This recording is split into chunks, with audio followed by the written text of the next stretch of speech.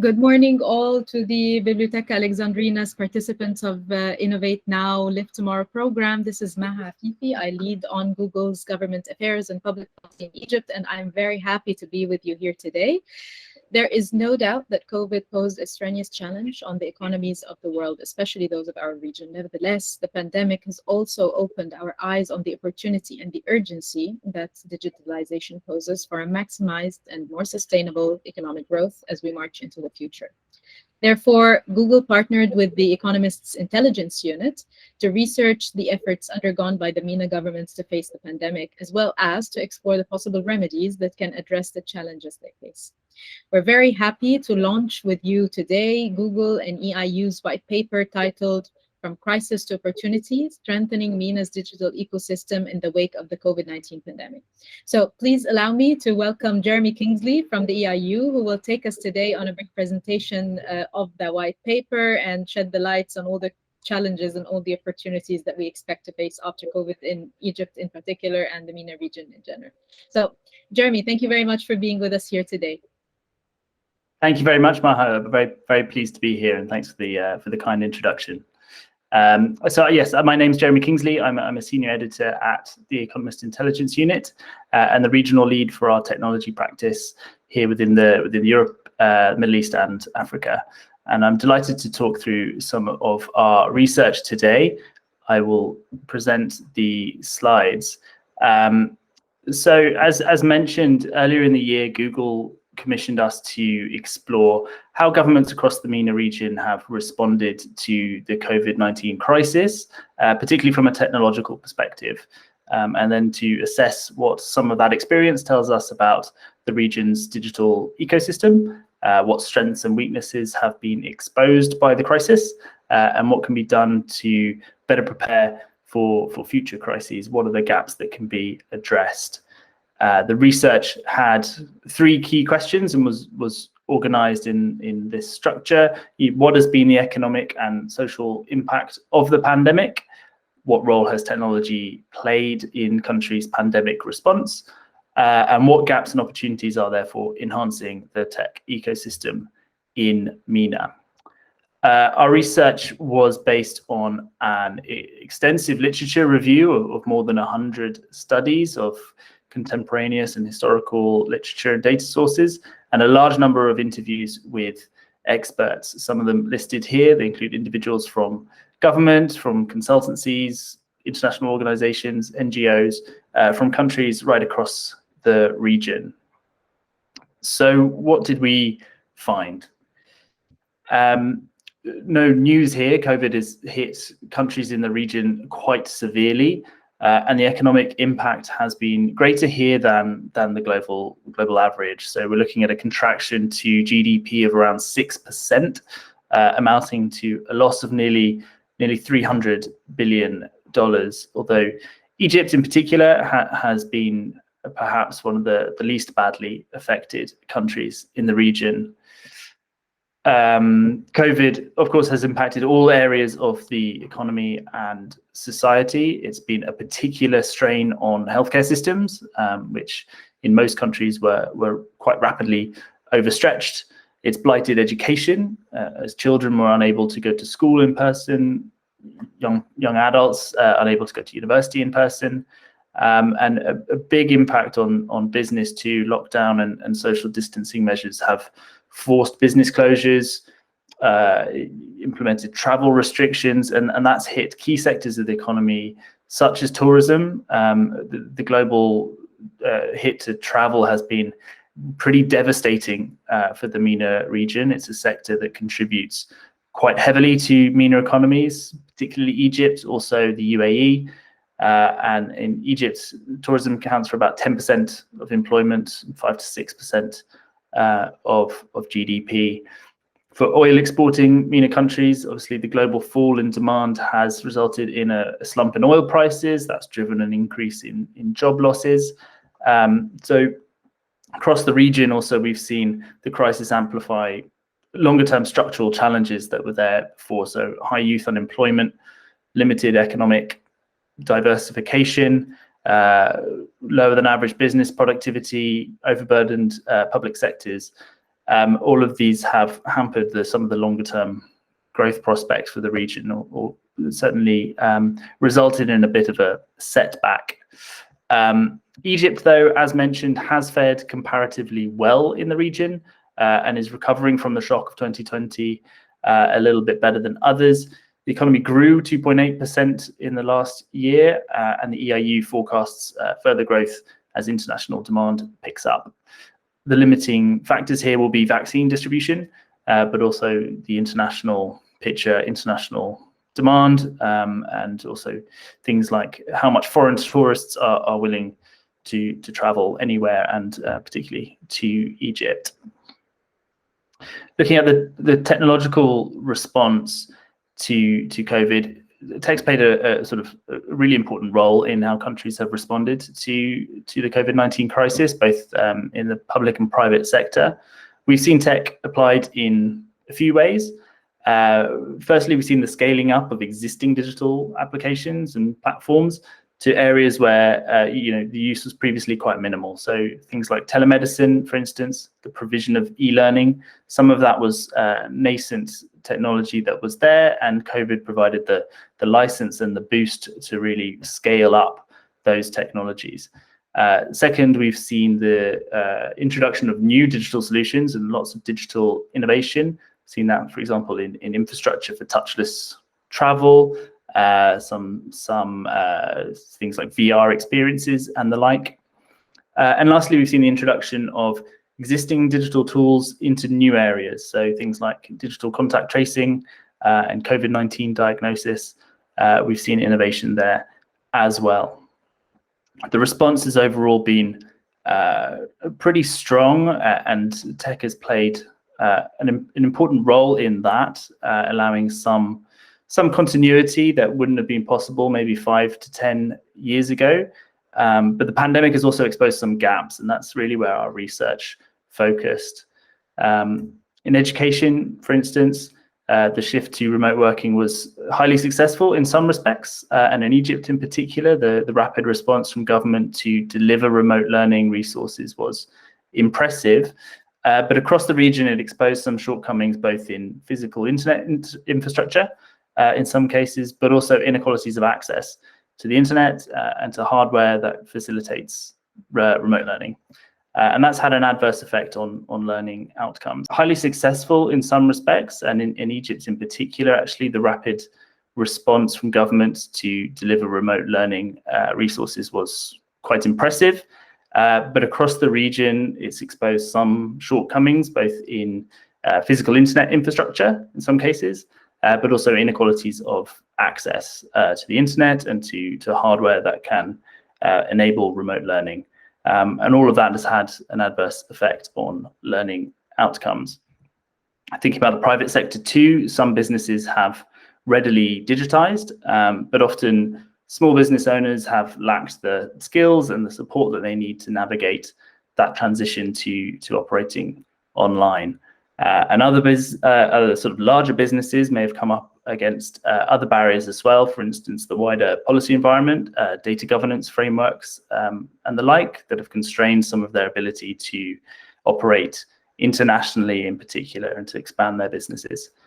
So our report identifies 3 key areas in which the MENA tech ecosystem can seek improvement, and those are in physical systems, so tech infrastructure, internet access, and the like. Policy environment, so sort of ensuring that the regulatory landscape is supportive of businesses while protecting citizens' privacy and security, and educational strategies and human capital, that is mostly skills. Our report goes into great detail about these gaps and sort of from a country by country perspective and what is required to address them. But in short, they are focusing on equitable access to high-speed internet, that being the basic building block of preparedness, enabling that remote learning, e-commerce, business continuity, and things like more sophisticated healthcare services. Those require a set of data security, transfer, privacy regulations, all of those which need to be enforceable, credible, and trusted by the public. And lastly, there's the elevation of educational standards to equip the workforce, both the current workforce, particularly thinking about older generations and those who have been so far digitally disenfranchised, and then also thinking about the younger workforce and the future workforce, equipping them with the hard and soft skills that will enable them to participate in a high-tech economy. Those are the key pillars and policy measures that were identified by our interview program, and together progress in those areas will be critical to building MENA's tech ecosystem and support the region's long-term resilience. There is far greater detail in the report. It's some 70 pages long, so I can't go into much more detail here, but I encourage you to download the report, which you can access at eiuperspectives.economist.com. But Maha, I'll pass back over to you, and I'd be happy to open up to a wider discussion about the research. Thank you so much, Jeremy. Actually, this is a great insight into, in a very encapsulated nutshell, into how the MENA region and Egypt in particular was able to cope with challenges in the pandemic, and how actually those challenges gave birth to newer opportunities, especially in light of the opportunities highlighted by you in this presentation with regards to digitalization, how digital transformation actually helped pull Egypt out of the crisis in a smoother way than several other countries that could be in the region or in the emerging markets realm. In this regard, I would love to dig deeper with you, Jeremy, on what do you think is the disparities between the sectoral responses to COVID-19 in Egypt? Which sectors do you think in the economy can be identified by the research as have been hit the most? And how do you believe digitalization has helped smoothen sort of the revamping of this sector back into life? Sure, it's a good question, and we do see some regional differences or country differences across the region. In Egypt, it's particularly tourism. It's been particularly badly affected by COVID. So as I mentioned, tourism accounts for around 10% of employment in the country. And roughly 2/3 of the total loss to GDP caused by the pandemic in Egypt is down to a loss in tourism spending. So it's a pretty serious impact. It's picking up. There's a real push now to welcome tourists back. That's been hampered somewhat by the vaccine rollout in the country, but also the international picture. As for technology, I mean, technology plays a limited but real role. Obviously, a lot of effort has gone into things like sanitization and touchless interactions. All of that is sort of boosting confidence in traveling as a sort of safe activity, a safe place to go. But in the heat of the pandemic, we also saw a lot of interesting experimentation in things like virtual tourism. We saw some of the big players such as Airbnb sort of double down on online experiences, connecting people to virtual classes, virtual tours, and so on. There's also the launch of Amazon Explore, doing something similar. But we also saw various local tourist destinations and tourist boards offering virtual museum tours or cultural experiences. There's a sort of gimmicky aspect to that. It obviously doesn't replace real life tourism, but it's been quite effective marketing in effect for countries. So it's brought some revenue for institutions and more entrepreneurial operators who are able to find ways to operate online. But as a whole, it's kept up momentum and kept up interest in places as real life destinations to visit once people are able to. That sounds spot on. Actually, an example of this is the Google Arts and Culture launches. So on the Google Arts and Culture platforms, we have launched 2 projects early this year and the year before. One of them is Fabricious, and this is decoding and deciphering hieroglyphics, where you can translate hieroglyphics into Arabic or English and the other way around. And we have also launched a project called Preserving Layered Egyptian History, in collaboration with the American Research Center in Cairo, where 5 historic sites were actually being portrayed on the platform. And of course, the platform also has a 3D view of the pyramids and the like, amongst the great global cultural sites and heritages that are portrayed there. And also we are partnering with the Ministry of Tourism on a very promising promotional campaign for tourism to help at this time, because I think this is the right time where you can start driving tourists back into the country in physical terms. As much as the Google Arts and Culture project likes have helped keep up the momentum, as you have mentioned, the digital promotional campaigns have helped transform this interest into actual vacation booking actions on behalf of tourists. So I perfectly agree. It as much as it played a minimal role in the pandemic tourism on digital, it has actually played this role of keeping the momentum, whereby now we're reaping the benefits in order to drive more tourism into the country. So I think, Jeremy, this only leads me to the antidote of this question.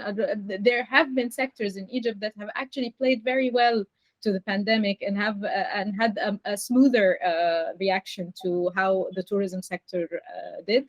So if you could please shed some light on what do you think the paper identified as smoother reactive sectors in the Egyptian economy. Sure.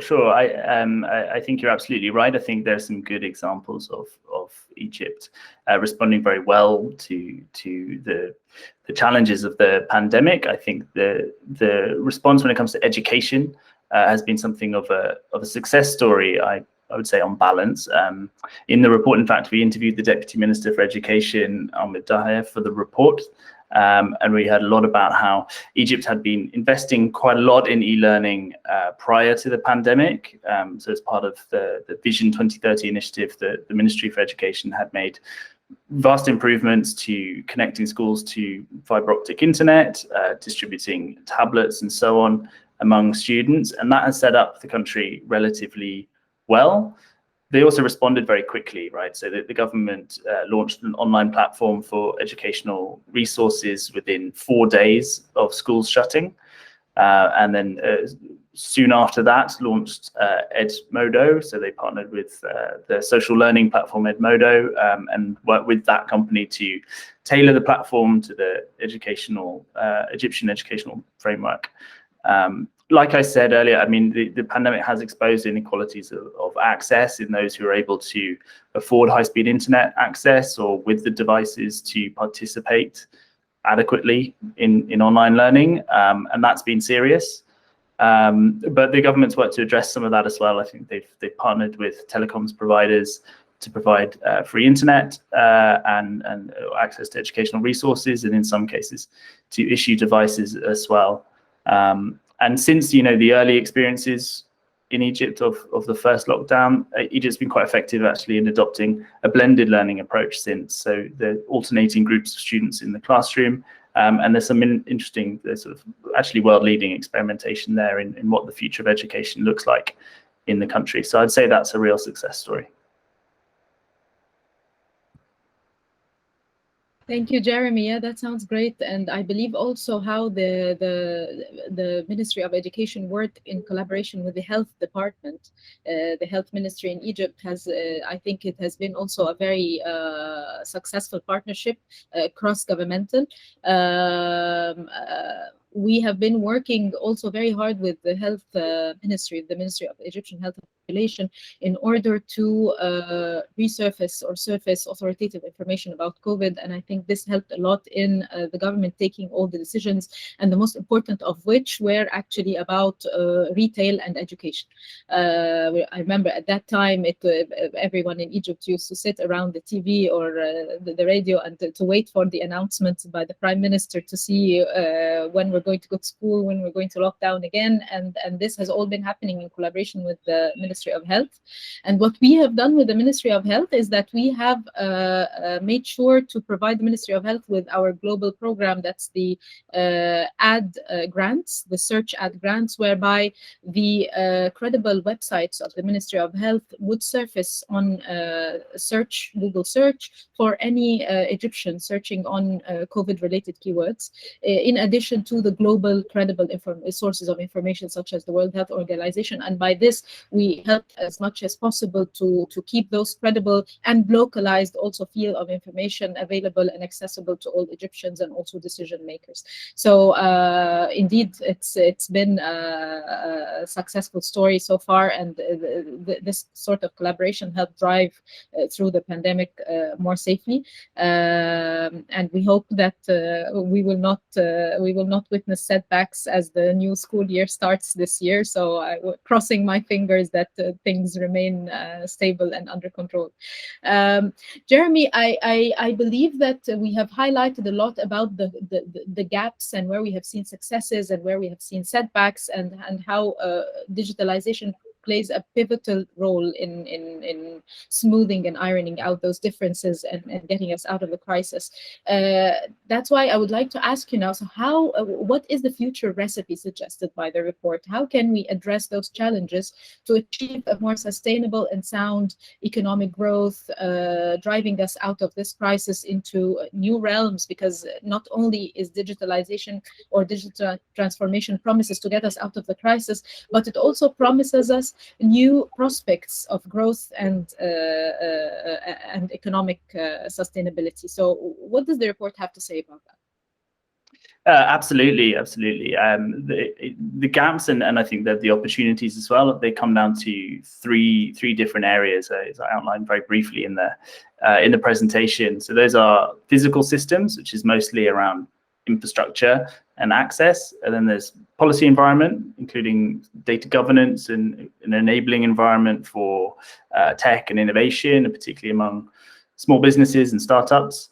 And then there's skills and human capital development as well. So taking some of those internal on infrastructure, physical systems, a lot more investment is required across the entire region. Really, I mean, it's sort of low latency, high bandwidth internet is important for healthcare, for education, for e-government, and in fact, there's more that the governments need to do across the region. In fact, sort of coordinated investments to invest in internet infrastructure. The region suffers some poor speeds because of insufficient exchange points, and that was something that was identified in the report. Internet is also quite expensive in places, and then there are the governance aspects of that, right? So it varies country to country, but voice over IP services, which are sort of a cheaper way of communicating, are often blocked in many MENA countries because of security concerns. That can be a real cost burden on individuals, but also businesses, sort of hampering their ability to collaborate and coordinate. At a level above that, you also have other regulatory issues. So you have restrictions on cross-border data flows and some data localization requirements that can hinder some business activity. So that requires, multinational companies to create or maintain data centers in different jurisdictions, and that hampers some multinational operations, right? But that's a balance really between protecting citizens' data on the one hand, and then providing enough freedom for businesses to operate on the other. So that's a critical global debate, but it's one that is happening in the region as well. And then on skills, which I think is really the critical area for the region and Egypt in particular, there's a shortage of digital savvy human capital, in effect, right? So more can be done to bolster science and tech education. Very little of the region's workforce can currently be sort of characterized as digital talent. It's about 2% is digital talent. But if you look at the job market activity, there's lots of open positions at the moment that suggests there's a shortage of sort of actual digital talent now. But it's about future talent as well. It's about not just the hard skills, but the soft skills that are relating to adoption of digital technology. All of that's a long-term risk for the region.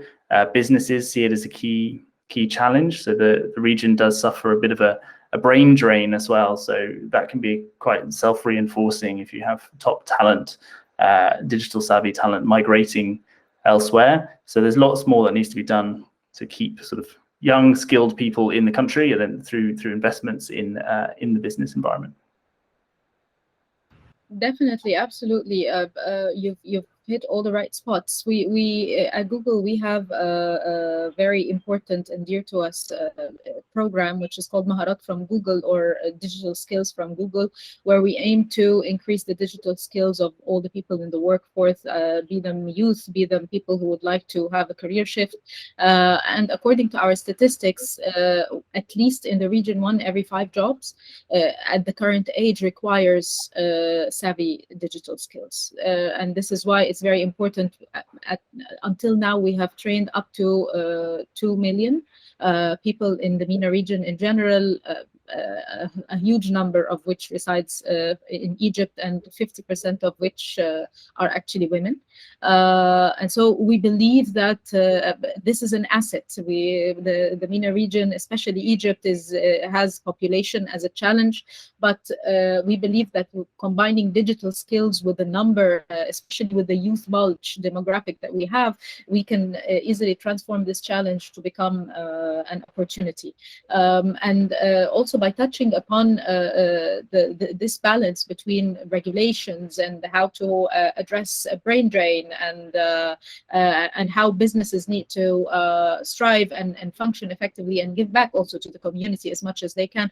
How do you think, Jeremy, this change that drives the future can be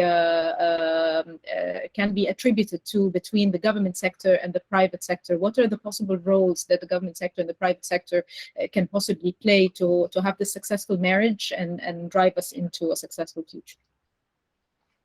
Sure, it's a good question. I think they play equal roles in some respects. I think government really drives policies. It's the forerunner of the implementation of those wider the wider supporting infrastructure and supporting ecosystem. But it's really up to the private sector to drive those through. When it comes to things like skills, a lot of that needs to be driven by the government, and we're thinking about the next generation as well, not just sort of getting people to code and so on, but thinking about what does the future jobs of the future really demand of skills, and this is something that the government really needs to drive, and then the private sector can do a lot to support that and really to see it through. Perfect. Thank you so much, Jeremy, for being here with us today. Such a great research, and it sheds the light on a lot of key areas that has to do with how to move forward and how the challenges before has been addressed in Egypt. And it's certainly very helpful to all the audience. I urge you to check out the research. It's called From Crisis to Opportunity: Strengthening MENA's Digital Ecosystem in the Wake of the COVID-19 Pandemic. We would be pleased and pleasure to have you all take a look at it. I would like to also thank Bibliotheca Alexandrina for providing us the platform to present our research with the EIU. And thank you very much all for your time. And I wish you all a great rest of the day. Goodbye.